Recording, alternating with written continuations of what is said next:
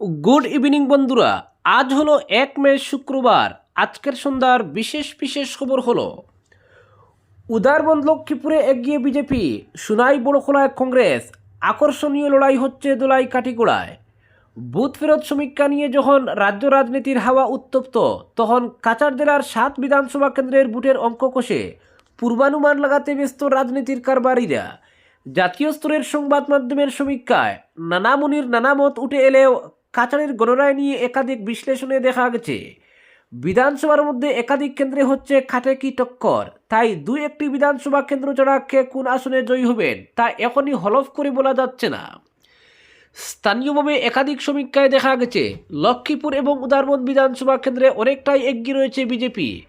অপরদিকে সুনাই ও বড়খোলায় এগিয়ে রয়েছে কংগ্রেস।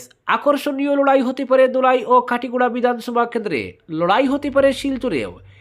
এক্ষেত্রে অনেকের মন্তব্য, বিজেপি বিরোধী নীরব স্রোত কাজ করেছে নির্বাচনে, এর প্রতিফলন দেখা যাবে গণনার দিন। কাছাড় জেলার 7 কেন্দ্রের মধ্যে একাধিক আসনে বুথের অঙ্ক জটিল। এক্ষেত্রে নির্দল প্রার্থীদের দাপট এবং প্রধান দুই দল কংগ্রেস বিজেপি ছাড়াও অন্যান্য দলগুলোর শক্ত অবস্থান বুথের ময়দানে নির্বাচনী লড়াইকে আকর্ষণীয় করতে পারে। রাজনৈতিক মহলের ধারণা এমনটাই, লক্ষ্মীপুর ও উদারবন্দ বিধানসভা কেন্দ্রে নিশ্চিতভাবেই অনেকটাই এগিয়ে রয়েছে বিজেপি। লক্ষ্মীপুরে মন্ত্রী কৌশিক রায়ের গড় হিসেবে পরিচিত 2021 সালেই কংগ্রেসের দুর্গব্যঙ্গে চুরমার হয়ে যায়। আর বিগত 5 বছরে কৌশিক রায় যেমন তুখুড় রাজনীতিবিদ হিসেবে নিজের জাত নিয়েছেন, তেমনি মন্ত্রিত্ব পেয়ে রাজ্য রাজনীতিতেও নিজের অবস্থান মজবুত করতে সক্ষম হয়েছেন। তার কেন্দ্রে সর্বত্র বিজেপির পতাকা পথ পথ করছে। এই সমস্ত সমীকরণেই তিনি কংগ্রেস থেকে বহু যোজন এগিয়ে রয়েছেন, যা নিশ্চিতভাবেই মাইলেজ দিয়েছে বিজেপিকে। উদারবন্দেও বিজেপির শক্ত অবস্থান। দখলে থাকা বিজেপির এই আসনে এবার প্রার্থী বদল হলেও কংগ্রেসকে নিয়ে নিরুৎসাহ ভোটারদের একটা বড় অংশ। এমনকি কংগ্রেস প্রার্থী অজিত সিংয়ের জনপ্রিয়তায় বাটা পড়েছে। এছাড়াও সেখানে তৃণমূল কংগ্রেসের প্রার্থী হলেন কংগ্রেস জোট। কংগ্রেস বুটেই থাবা বসাবেন তিনি। পাশাপাশি বিজেপি প্রার্থী রাজদীপ গোরা চা শ্রমিক নেতা হিসেবে নিজেকে জোরালোভাবে তুলে ধরতে সক্ষম হওয়ায় উদারবন্দের চা বাগানগুলোতে তাকে নিয়ে উৎসাহের পারদ চরমে উঠে। পাশাপাশি বিজেপির শক্ত সংগঠন তো রয়েছেই, সব মিলিয়ে বিজেপি এগিয়ে রয়েছে এই কেন্দ্রে। বড়খোলা আসনে এবার নির্ণায়ক শক্তি হতে পারে চা জনগোষ্ঠীর ভোট ব্যাংক। ফলে এই সম্প্রদায়ের প্রার্থী কংগ্রেসের অমিত কালওয়ার স্বাভাবিকভাবেই কিছুটা এগিয়ে রয়েছেন। একাংশের মতে চা জনগোষ্ঠীর 50% ভোট আদায় করতে সক্ষম হবেন অমিত কালওয়ার। এতে ফাটল ধরবে হিন্দু ভোটে, যা ক্ষতি করবে বিজেপির। আসনটি পুনরুদ্ধারে বিজেপি রীতিমতো আটঘাট বেঁধে মাঠে নামলেও দুই নির্দল প্রার্থী ভোটের অঙ্ককে জটিল করে তুলেছেন। বিশেষ করে বিজেপি ছেড়ে নির্দল হিসাবে মাঠে নামা অমলেন্দু দাস রীতিমতো বিদ্রোহ ঘোষণা করেছেন কিশোরনাথের বিরুদ্ধে। এতে অ্যাডভান্টেজে থাকছেন কংগ্রেস প্রার্থী। যদিও কংগ্রেস জোট আরও এক নির্দল প্রার্থী রয়েছেন, তবে তিনি অমিত কালওয়ারের মাথা ব্যথার কারণ হতে পারেননি বলে মনে করছেন বিশ্লেষকরাই। সংখ্যালঘু অধ্যুষিত সুনাই বিধানসভায়ও এগিয়ে রয়েছে কংগ্রেস। 2021 সালের নির্বাচনে কংগ্রেস ইউডিএফ জোটের প্রার্থী জয়লাভ করেন, হার হয়েছে বিজেপির।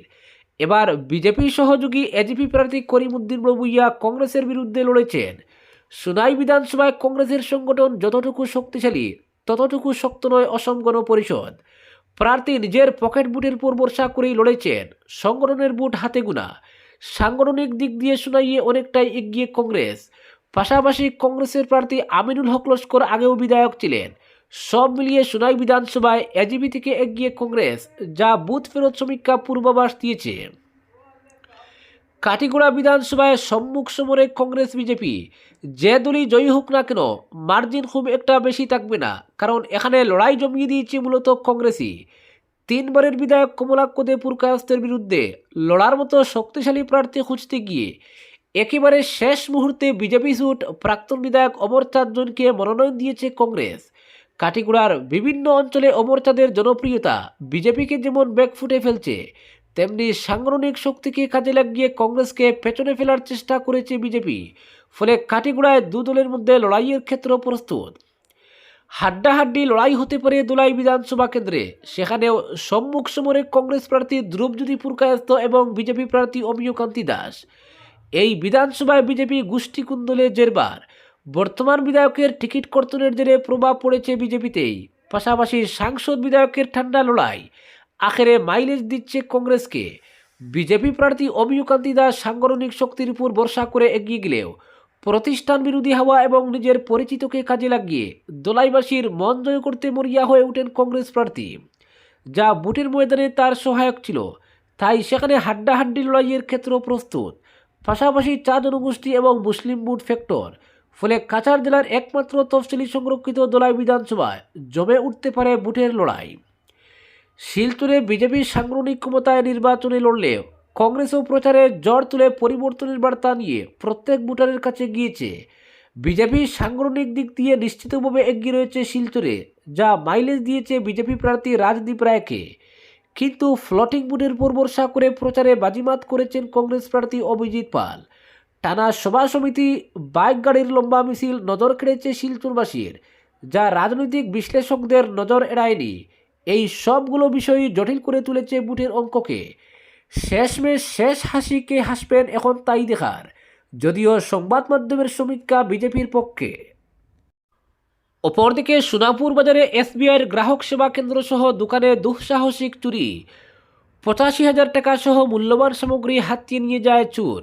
রাতাবাড়ি থানা এলাকার সোনাপুর বাজারে স্টেট ব্যাংক অফ ইন্ডিয়ার গ্রাহক পরিষেবা কেন্দ্র সহ দোকানে চুরির ঘটনায় তীব্র চাঞ্চল্য ও আতঙ্ক ছড়িয়ে পড়েছে স্থানীয়দের মধ্যে। ক্রমবর্ধমান অপরাধ প্রবণতার মাঝে এই ঘটনা ব্যবসায়ী মহলে নতুন করে উদ্বেগের সঞ্চার করেছে। স্থানীয় সূত্রে জানা গেছে, বুধবার গভীর রাত থেকে ভোর রাতের মধ্যে এই চুরির ঘটনা ঘটে। ধারণা করা হচ্ছে পূর্ব পরিকল্পনা অনুযায়ী একাধিক দুষ্কৃতী এই চুরির সঙ্গে জড়িত রয়েছে। তারা দোকানের পিছনের দরজা ভেঙে ভিতরে প্রবেশ করে এবং নির্বিঘ্নে দীর্ঘ সময় ধরে লুটপাট চালায়। ওই সিএসপির পরিচালক হচ্ছেন রাজু রায়।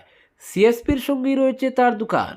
সিএসপির পরিচালক রাজু জানিয়েছেন, প্রায় 85,000 টাকা নগদ সহ গুরুত্বপূর্ণ নথিপত্র, লেনদেন সংক্রান্ত কাগজপত্র এবং অন্যান্য প্রয়োজনীয় সামগ্রী চুরি করে নিয়ে যায় চোরেরা। ফলে আর্থিক ক্ষতির পাশাপাশি প্রশাসনিক জটিলতার আশঙ্কাও তৈরি হয়েছে। বৃহস্পতিবার সকালে দোকান খুলতে এসে তিনি ঘটনাটি প্রথম দেখতে পান।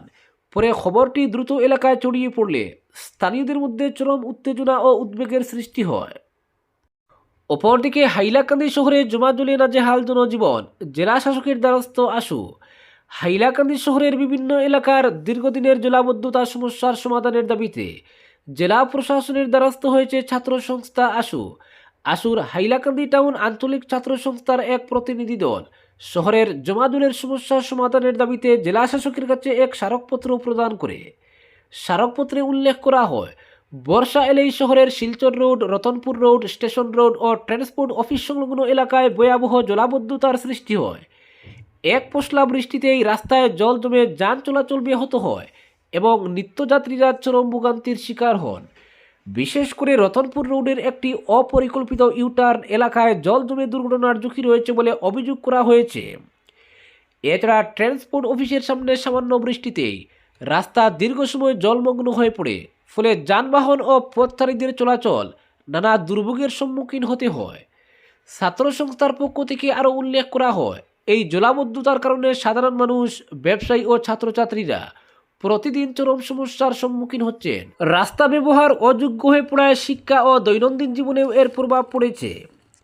এই সমস্যার সমাধানে শীঘ্রই পদক্ষেপ নেওয়ার দাবি হাইলাকান্দি পৌরসভার চেয়ারম্যানের কাছেও পৃথকভাবে এক স্মারকপত্র করে জানিয়েছে আশু। শীঘ্রই পদক্ষেপ নেওয়া না হলে আগামী দিনে বৃহত্তর গণ আন্দোলনের পথে হাঁটতে বাধ্য হবেন আশুর সদস্যরা, হুঁশিয়ারি দিয়েছেন তারা।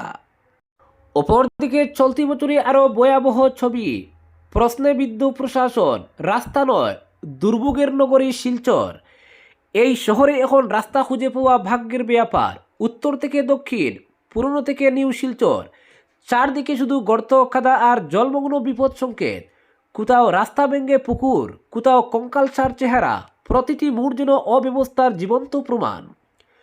বছরের পর বছর অভিযোগ, প্রতিবাদ, এমনকি লাউয়ের আত্মহত্যার মতো তীব্র প্রতীকী আন্দোলনও টলাতে পারেনি দায়িত্বপ্রাপ্তদের নির্বিকারতা। ফলে প্রশ্নটা এখন আর শুধু দুর্ভোগের নয়, শাসন ব্যবস্থার অস্তিত্ব নিয়েও। আসলেই কি এই শহরের কোনো অভিভাবক আছে? শহরের এ প্রান্ত থেকে ও প্রান্ত, পুরনো মহল্লা হোক বা নতুন বিস্তার, সবখানেই একই ছবি।